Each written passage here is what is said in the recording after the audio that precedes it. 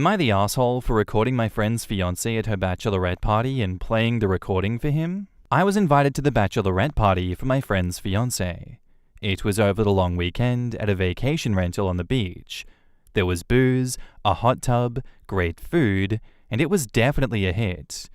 At one point, I was on the deck looking at the ocean, and the bride was drunk in the hot tub with two of her friends. She said she felt more relaxed than she had in a while. I assumed she was referring to wedding planning. One of her friends asked if she was having trouble with the little monster, and she said no, that he was manageable for now. At that point, I realized they were talking about my friend's son. I took out my phone and started recording them. The bride's friends said horrible stuff about my friend's son, and the bride responded positively to everything, laughing and agreeing. And then she said that it was too bad he wasn't old enough to send to military school. I stopped recording when their topic changed. I don't think they realized that I was close enough to hear them. When we got back, I asked to meet with my friend, and I played him the recording. He was quiet while he listened. After the recording was finished, he asked me to send it to him, which I did. Then he asked me to delete it, which I said I would do, but I haven't yet. I feel like an asshole for interfering. I really do. However, I'm worried about my friend's son.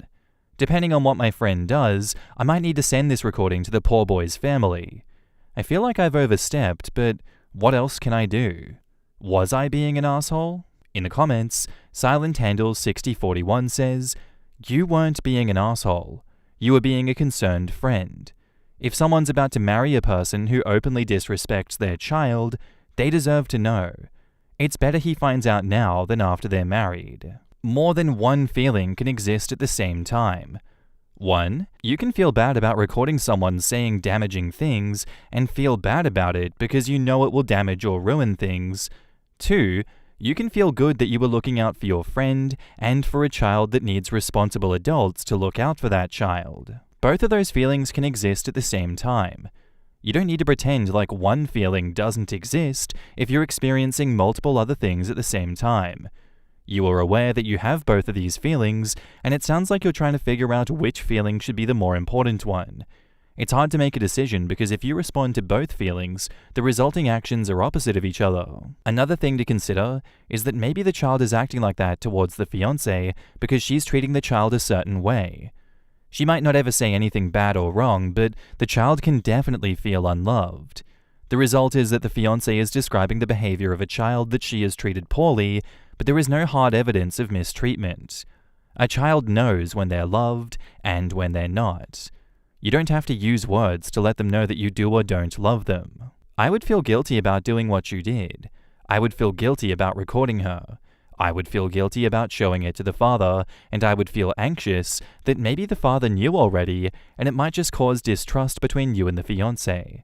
I would feel guilty that the result of this recording would cause the marriage to not happen. I would feel all of those feelings, and probably a lot more. I would feel good about knowing that I tried to do what I could to look out for the best interests of that child, even if that means that you shoulder the burden of some guilt. That's part of being a responsible adult. There are hard decisions to make, and you made one of them. You didn't just sit by and let things happen. Sure, it's not the same bravery you see on a battlefield, but it was a brave thing to do. You can sit in confidence that you tried to do the morally right thing, even though you knew that you didn't know what the outcome would be. That's a type of bravery that we can all admire. That was what you tried to do. Whether or not we all would have made the same decision with different variables doesn't matter. You did what you thought was right. It's safe to say that I feel like you made the responsible decision here. Someone put a problem in your lap, and you had the integrity to make a decision with good morals and real consequences. The outcome may not be what you want or expected, and you can learn from that. What you don't have to live with is knowing that you might have been able to prevent years and years of mistreatment, and you did nothing. I don't envy the position that you were put in, and I respect the decision that you made. People shouldn't judge you for the outcome of your decision, and the right people won't. Would you really want to be around the type of people who did? You have every right to be confident in your decision. Plus, you're here trying to gain perspective and feedback on it, and that's a good thing. Bravo says, Having a recording is irrefutable compared to hearsay if you simply told him, hey, this is what your soon-to-be wife was saying about your kid. Ultimately, she will become the child's stepmom, so he, as a father, needs to know what he's getting himself into, and hopefully he can manage the situation so it resolves for the child who is most important. OP shouldn't delete the recording. Save it somewhere external on their phone, but don't delete it. I've been in a situation like this before, but not with as solid evidence as OP has here. Pretty much like as solid as it gets evidence without it being the kill shot. And let me tell you, man, being caught in between those things and not wanting to be outed as the one that has the evidence is difficult, because it's like, hey, I want to provide everything to help you as the victim make an informed choice, but I really don't want my identity as the person recording these things outed because I want to stay out of it. And unfortunately, in this situation for me, as soon as I presented the evidence, I was immediately outed, and I didn't realize that was going to happen. I know now that I should approach these things with the disclaimer of please don't out me as the one that has the evidence in this situation, because I don't want to be directly involved in this. But also I can see other people learning from situations like this, where they'll just not do what OP did here. They'll just see something absolutely morally reprehensible happening and just sit it out and be like, not my problem. I didn't see anything. I don't want to get involved in any of that drama and that mess. And then it becomes like a moral question. If you sit out these things, even though you can gather evidence of something fucked up happening, should you sit out? Or should you get involved, even if it's going to damage your relationships with those people who may be very close friends with you? In my instance, it was worth it for me, even though I didn't like the outcome of doing the morally correct thing in my situation. And because of that, I respect OP for bringing the recording to him. It takes some balls to do that, knowing that it can have, really bad consequences for you as the whistleblower. It doesn't always, but I can see how it could in this situation. At this point though, as long as he has a recording of it, I think you just delete it, wipe your hands of the situation clean, and move on from it if you can. No, I don't think you're an asshole for recording her at the bachelorette party. If she can't be honest and transparent with him about her true feelings about his child, they shouldn't be getting married. I believe this is something that he needs to know before getting married to her, and if that is enough to break the relationship now that he has solid evidence of it, maybe it's for the best, not the asshole. And now, on to the update. Yesterday, Friday afternoon, I got a text from my friend asking me to block his fiance's number. I was a bit thrown by the request and asked if everything was okay. He said he couldn't talk right now and asked me to please just block the number, so I blocked the number. I have this weird glitch with my Android Auto where if a blocked number calls me, it shows up in my recent calls as a missed call on my car's screen, even though on my actual phone it doesn't ring at all. I was driving later and I saw a ton of missed calls from her. There were so many that it exceeded what my car will show me. I kept the number blocked. Later, my friend's best friend, who was supposed to be the best man, called me and asked me if I'd heard from our friend. I said yes, and I asked them why.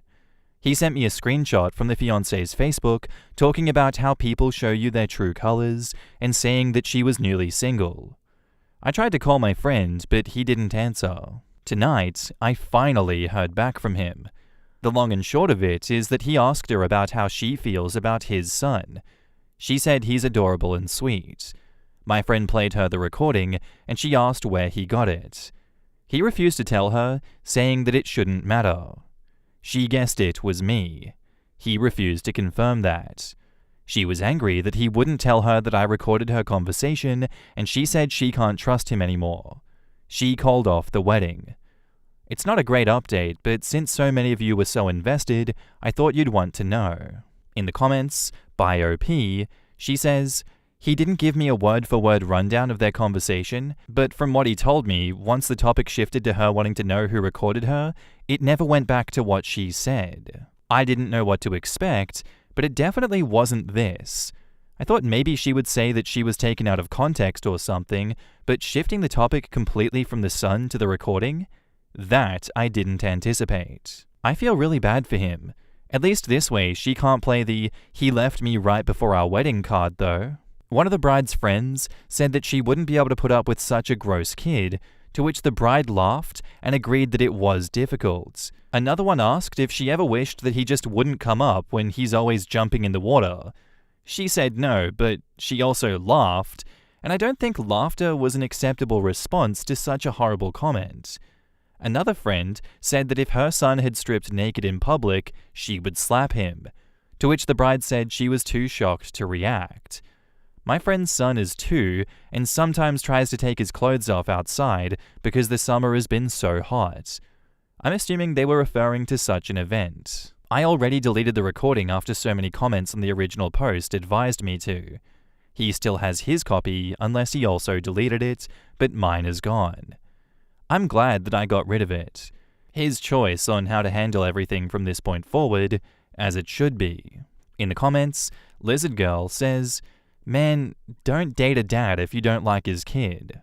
I adore my guy's kid. Can he be annoying? Yes, he is 9 and cheeky, but legit has called me mum a few times too.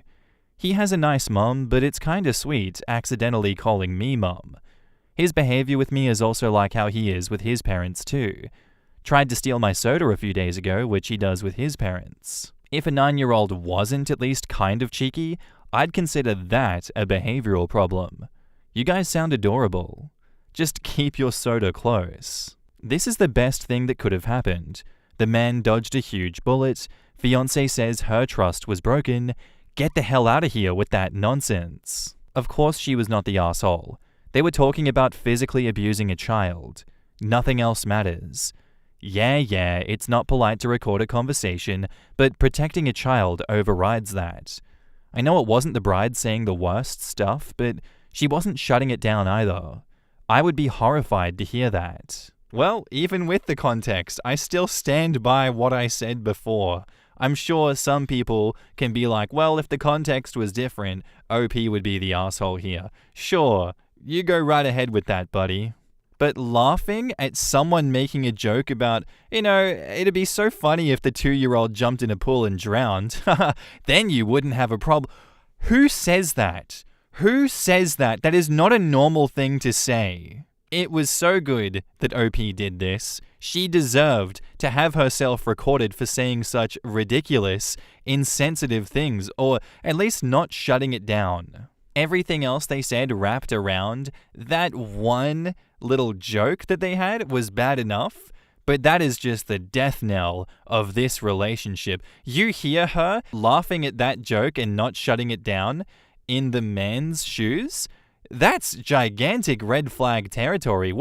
Who is this person that I'm going to marry? Fuck no, get away from me, you psychopath. I applaud OP for doing the right thing here, and with that context given, I wouldn't even feel bad about handing it over. I'd be like, stay the hell away from this troglodyte woman. She is going to kill your child. She has laughed at it. She did not shut it down. She is not worth the time of day. Get her away from your kids. She is a danger. Still not the asshole, OP. Thank you for doing the right thing. Our next post is by a throwaway account, and it's titled, "Am I the asshole here for breaking up with my girlfriend for suggesting an open relationship and not letting her explain?" So my girlfriend of about 5 years recently suggested an open relationship. I know what it is, but just in case I misheard, I asked her to elaborate, and yeah, it's pretty much what you would think. She wanted us to be able to have sex with others. I took a deep breath and said that we were done. I've seen stories about open relationships and know that there's no way in hell that I would ever want one. She tried to take it back, but I told her that the fact that she had the nerve to even ask is a deal breaker. For your information, we had never done anything with another person, and I have never suggested any of it, so there's no way that I ever gave her any hints. This is not something I would want. I didn't even listen to her and just ignored her as she kept trying to explain and apologize. I just packed some stuff and went to stay with my parents. She's been trying to call me, but honestly, I feel like asking for an open relationship is basically asking for permission to cheat. In the comments, Zach Uncorked says, "That's how my first marriage ended. My now ex-wife started suggesting an open relationship, but said she had nobody in mind. She just wanted the option, hypothetically. However, she'd been hanging out with the one single guy in our local friend group and hid it from me, so I immediately knew what was happening. She denied it completely. We mutually agreed to end things, and she immediately began dating him officially. 6 months later, she wanted to vent about him to me, and I said that I didn't want to hear it. She made her bed. I was out of there. Much happier afterwards. It was a blessing in disguise, and I met my new wife a couple of years later, and we've been together for over 10 years. Honestly, 9 out of 10 times when someone asks to open a closed relationship, they're either already having an affair, or it's a soft launch of the affair. Good for you. I applaud your self-respect for staying true to your values. Just wait. After she realizes you're not coming back, you'll see who she wanted to cheat with pop up in her socials. Yeah, when someone who has never expressed any interest in an open relationship suddenly wants one, at best, there's someone waiting in the wings, and at worst, they've already cheated and want to make it acceptable. This is just good, general advice to give people when they're faced with this exact situation. I think it's just breakup worthy. That is a deal breaker. You ask me that question, you're just asking to end the relationship. Is it worth the hassle of subconsciously not being able to trust your partner again, even if you shut it down and say absolutely not? Can you trust that they're not thinking about trying to sleep with other people? What is the point of being in a relationship if not having that mutual exclusivity of each other? To each their own, obviously. Swinging is a very big thing, something that a lot of people participate in, and that is fine for those couples that do that. But that is very different from opening up the relationship, and people that swing will tell you that. And I'm sure there are different relationship dynamics that you can explore in between mutual exclusivity and an open relationship that people do and are comfortable with. But my point here is, if you jump the gun straight from monogamy to, hey, let's open up the marriage, let's open up the relationship, I'd be like, I'm a head out. I'll see you later. Goodbye. And I think that's a respectful thing to do. And now, on to the update. So I had to see her again at our old place, since a lot of my stuff was there. She didn't try to convince me again that she didn't mean it, and that she didn't need an open relationship. Honestly, reading the comments from my last post kinda helped me prepare for this, to be honest. I had an idea as to what to expect. I told her some things you just can't take back. Some questions just can't be unheard. She did try to convince me again, but honestly, I ignored her as best as I could. I just don't feel safe with her anymore. I don't feel comfortable staying with someone who even wants to explore this. Like the idea that she wanted to go out and fuck others, come back and act like nothing happened, genuinely makes my stomach drop. Like she was 100% okay with that. I did some self-reflection and ask, would I ever ask her something like that? No, I really wouldn't. I feel like some things just change the way you see people. I mean, if I told her that I want to get cosmetic surgery, she'd be hurt. I know she would. I mean, if I told her that I want her to get cosmetic surgery, she'd be hurt. I know she would. It's just something fundamental in you, like you're not good enough for your partner, and they actively want to change you or your relationship. I don't know. I'm sad this happened, but I don't regret it. In the comments, Psychosonic says, I bet as soon as you broke up, she called the new piece and it wasn't what she liked, so now she's like, oh, we don't have to do that now. Exactly. OP was right to trust his gut.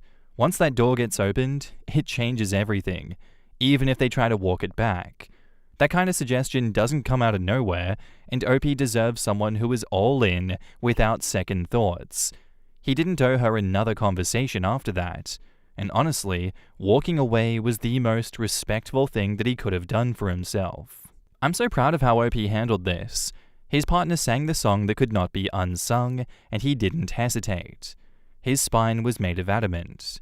He immediately ended things, and then furthermore spent his time away from her contemplating what it would look like, why she would want it, and why he didn't. No notes. 10 out of 10. Frankly, he handled it so well. I'm surprised this even made it to Reddit. A huge percentage of open relationships fail, largely due to one person who has their eye on a coworker or friend, or has likely started an emotional affair already, and what they're really looking for is a way to absolve themselves of any guilt. Just the idea that my partner was thinking of stepping out to sleep with other people would be a deal breaker for me too. I think the issue was mainly opening a closed relationship. Open relationships can be fine if both people go into it knowing that it's open, but I don't feel like you can open a closed relationship. Whatever the case, I'm glad that OP did do that and has self-respect and was able to go get their stuff without too much hassle because they already knew what was coming. That's kind of the goal of a lot of this advice on here, and look at this. A squeaky clean execution of that advice. Detach your emotions, because why allow yourself to be affected by someone that has shown you that they are not committed to you? I understand that is a very reductionist way of thinking about things, but that is what happened. OP is better off for it. In this situation, it worked out well. Thank you for showing us how it's done, OP.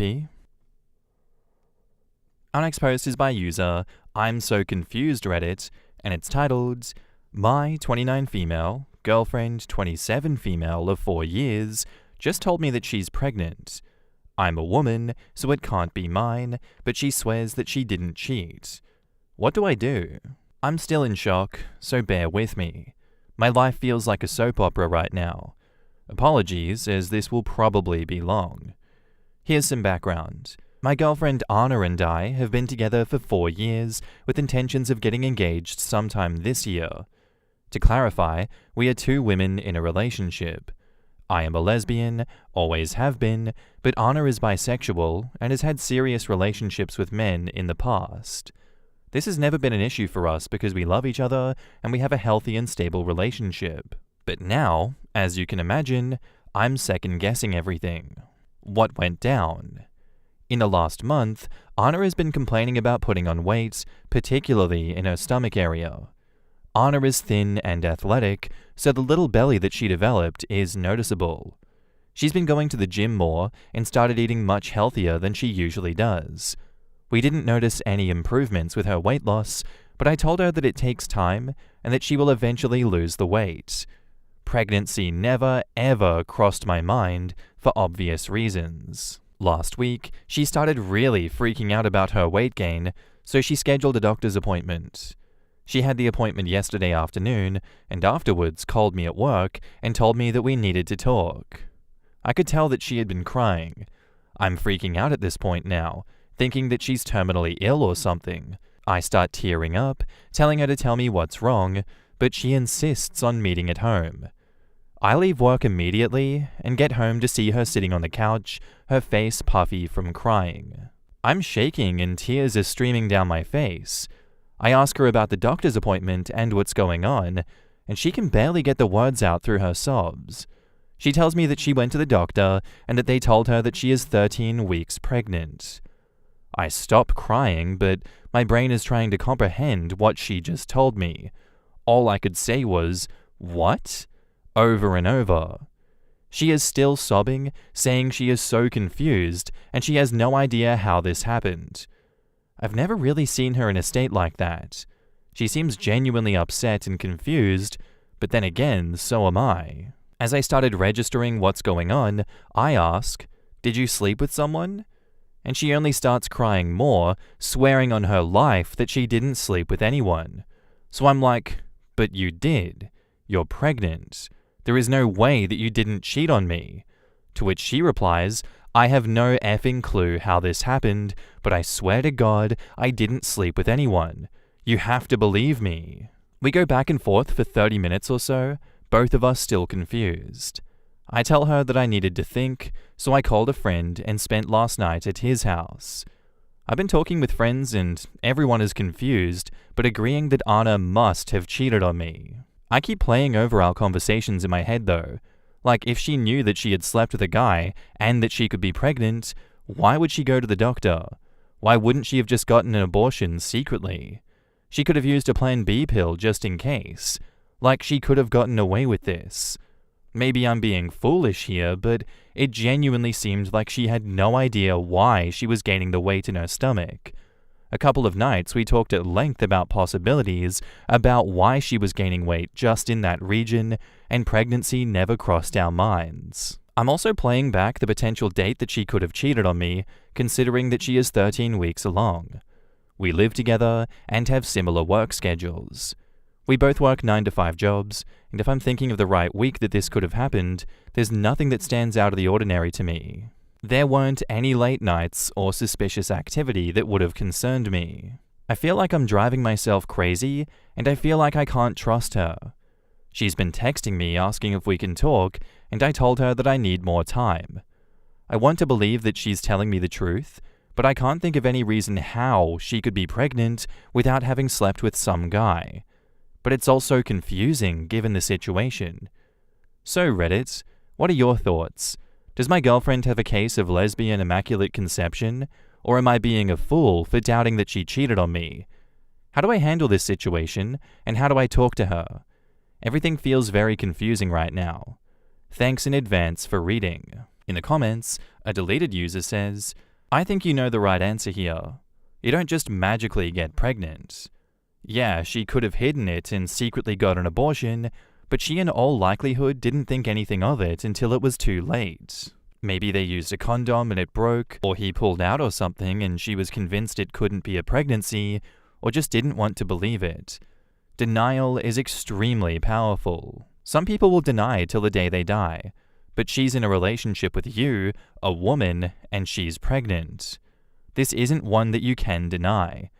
Logic says she may as well come clean, but good luck with that. 99.9% chance that she cheated. The only other explanation is that she was drugged and raped or something, but that's a big leap into the let's find a way to rationalize the shit out of this zone. Good luck with this. My money is on that she was unfaithful, as it's the obvious effing answer. OP says, maybe the answer that she cheated is obvious here, but it's also difficult to explain to a bunch of strangers just how upset she was when she told me. I can't expect internet strangers to know the intimacies of our relationship, but I wouldn't be posting here if I didn't think there was a slight chance that she was actually telling me the truth. Hard one, because I don't know what to believe in a situation like this. Because absolutely it's easy to look at this from the outside in and be like, 9 times out of 10 they are cheating. Are you the 1%? Are you the one that didn't cheat and something crazy happened to you? But what makes me question it, the same as OP, is like, why wouldn't she go to every length to hide it and, obfuscate details as much as possible? If she truly did cheat, you'd think she would go to every effort to do something to change the narrative, but it seems like a pretty consistent story to me. Most likely she did cheat, but you never know. There's always a chance. And now, on to the update. So, a lot has happened since the original post. Thank you to everyone that responded with helpful comments. It seems like most people came to 3 possible conclusions with Anna's pregnancy. Either she cheated on me and got pregnant, she was the victim of a drugging scenario and doesn't remember anything, or the doctor is wrong. After spending the night at my friend's house and ignoring Anna's calls and texts, I decided to see her the next day to talk. We made a plan to meet at our house after work. I wasn't sure what to expect from our conversation. I thought I might get a confession of her cheating on me or something along those lines. So, we met at home. She asked me how I was doing, and I told her that I was still pretty confused and upset. She understood. And then I said, I have to know, did you sleep with someone else, or cheat on me, or come near sperm in any way, shape, or form since we've been together? She swore up and down that she did not, very sincerely. She said, I know that this is effing crazy and literally unbelievable, but I swear to God I didn't cheat on you. I'm just as confused as you are. I still wasn't entirely convinced, so I asked her about the doctor's visit specifically. She did not get an ultrasound, they only took a urine sample. I guess she told them her symptoms, they took a urine sample, concluded she was pregnant, and sent her on her way. I asked why they gave her a specific gestation period, and she didn't know. I'm not entirely sure why they did either. Of course, I was like, did you tell your doctor that it's impossible that you're pregnant? That you've been with a woman for the last 4 years? And the doctor gave her grief for it, especially implied that she must have slept with a man because she's pregnant, and that's why she was experiencing her symptoms. I'm not sure if this is a common occurrence for a doctor, but she said he seemed completely unfazed by her claims of not having slept with a man. For those of you that mentioned her period, Anna has an irregular period. Sometimes she gets it, sometimes she doesn't. So there was no cause for alarm when she didn't get her period for 3 months, because A, she can't get pregnant, and B, more sex for us. I guess the doctor saw the signs of a positive pregnancy test and lack of period, and pregnancy was the most reasonable option. After hearing about that, I said that she should schedule another doctor's appointment with a different doctor as soon as possible. She told me that she had, and had the appointment the next day, which was yesterday. We decided that it was best that I go with her to the appointment. The first order of business with the new doctor was the ultrasound. I sat with Anna as they put the gel in her stomach, and I was honestly sweating bullets. I kept thinking to myself, what if she is actually pregnant? I thought I was going to pass out, but Anna seemed calm. They confirmed that Anna is not pregnant, but she had a mass on her ovary that was a cause for concern. It was one of the most emotionally confusing moments of my life. Anna and I looked at each other, not sure if we should celebrate the not pregnancy, or cry, or what. Anna still has more appointments, but the new doctor gave her the diagnosis of stage 1 ovarian cancer. This explains the positive pregnancy result and the bloated stomach. This also explains why she wasn't able to lose the weight in her stomach. The doctor also mentioned that the irregular periods should have been a sign for concern for Anna, as women with irregular periods can be more at risk for ovarian cancer.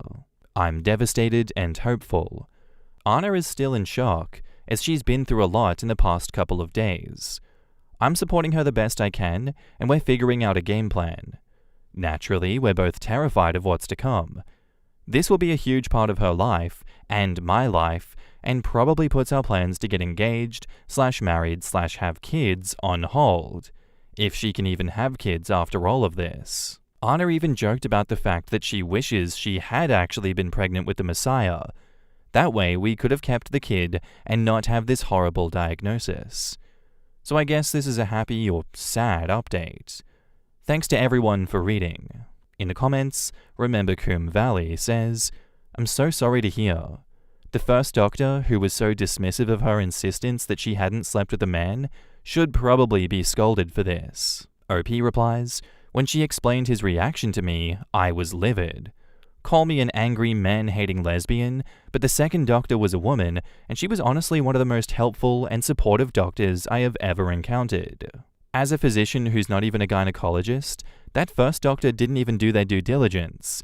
It's a slam-dunk classic boards question for a woman with no recent sexual history who has a positive pregnancy test, may have a BHCG, pregnancy hormone secreting ovarian tumor. Edit, as someone rightfully pointed out, my phrasing should have been sexual history that could result in a pregnancy. I didn't mean to discount same-sex sexual relations as an absent sexual history. I'm a dude married to a dude. So definitely not trying to come across as homophobic as some have suggested. 100 Little Butterflies replies, seriously, not only did it almost wreck a relationship, but he completely missed a cancer diagnosis because he was too misogynistic to hear his own patient. OP should file a complaint or something, if only to get him training so it doesn't happen again. Lily of the Alley says, imagine how badly this could have gone if Anna had a dangerous or abusive partner, if she had attempted some kind of self-harm, or even just waited around on cancer. Jesus. I know, right? All in all, OP and Anna's reactions were relatively tame while still being extremely understandable, but they didn't act on it immediately and did the due diligence of checking again. And that's all I have for you guys today. I hope you enjoyed the episode. If you did, let me know what you thought of it in the comments down below, and I'll see you in the next one. Bye.